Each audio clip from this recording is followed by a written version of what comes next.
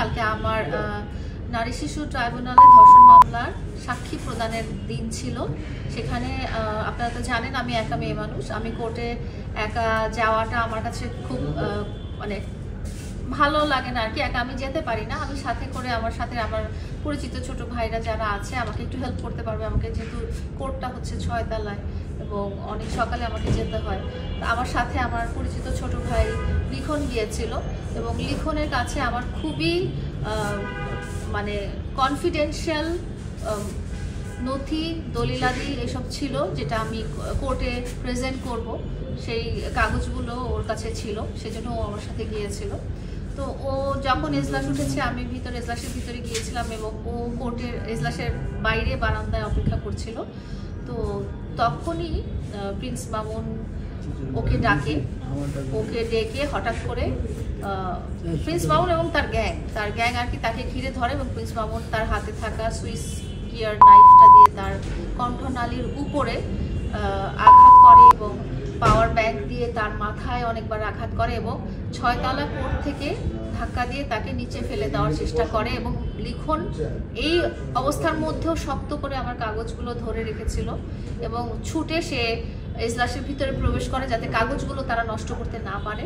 এবং তখন already court বসেছিল, মহামান্য বিজ্ঞ আদালত বসেছিলেন, পিপি মহোদয়রা বসেছিলেন এবং বিজ্ঞ আইনজীবী আরও অনেকে, তার মামুনের আইনজীবী, আমার আইনজীবী সবাই বসেছিলেন।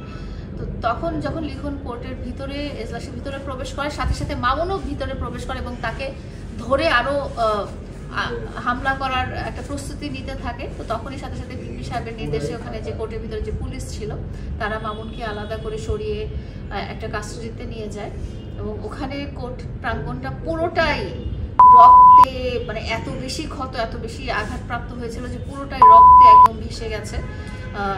আমার ড্রেসে এবং মামুনের পোশাকেও রক্তে রঞ্জিত হয়ে গেছে, লিখনের তো হয়েছেই, টেবিল সারা জায়গায় রক্ত। এর মধ্যেও লিখন কোর্টে ঢুকেছে শুধু এটার জন্য যে আমার যে অরিজিনাল নথি যেটা আমি কোর্টে পেশ করার কথা সেগুলো যাতে ওরা কেড়ে নিতে না পারে, আমার আলামত যেন ধ্বংস করতে না পারে, নষ্ট করতে না পারে, সেটা সে আমার হাতে দিয়ে তারপরে সে ওখানে অজ্ঞান হয়ে যাওয়ার মতো অবস্থা হয়। বিজ্ঞ জাজ সাহেব আমাদেরকে বলেন যে লিখনকে তাড়াতাড়ি হসপিটালে পাঠানোর জন্য, কারণ ওকে তাকে বাঁচাতে হবে। একদম গলার এখানটায় প্রায় 2 ইঞ্চিরও বেশি একটা ক্ষত চাকু দিয়ে হয়েছে, যেটাতে ওর সেলাই করা লেগেছে এবং সে প্রচণ্ড অসুস্থ, কথা বলতে পারছে না এখন এবং প্রচণ্ড সিক।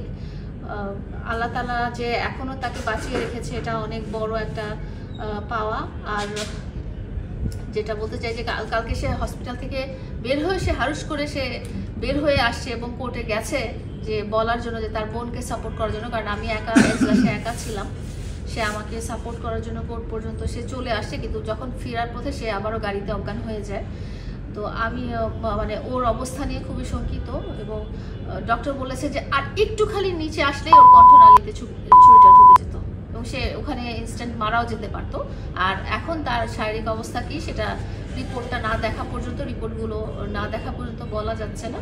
আপনারা সবাই দোয়া করবেন যেন ও এখন প্রিন্স মামুন কি করলো, তার এগেনস্টে আমি কি স্টেপ নিলাম বা না নিলাম, তার এগেনস্টে কোনো আইনি পদক্ষেপ নিলাম, এগুলোর চেয়ে জরুরি ব্যাপার হলো যে লিখন যেন আল্লাহর রহমতে বেঁচে থাকে, সুস্থ হয়ে যায় এবং তার যেন আরও বড় ক্ষতি না। সে কিন্তু এখন প্রায় আমি বলতে পারি একটা বোনের দৃষ্টিতে যে সে প্রায় জীবন মৃত্যুর সন্ধিক্ষণের একটা অবস্থায়, সে প্রচণ্ড অসুস্থ, প্রচণ্ড পরিমাণ অসুস্থ, সে কথা বলতে পারছে না এবং সে মানে এত ব্যথায় কিছুক্ষণ পর তার যে রক্তক্ষরণ হয়েছে, কোর্ট প্রাঙ্গণ তো পুরো রক্তক্ষরণে ভরে গিয়েছিল। তারপর সে যতক্ষণ গাড়িতে ছিল 3 প্যাকেট টিস্যু দিয়েও তার রক্ত থামানো যাচ্ছিল না, এরকম একটা অবস্থা হয়েছিল।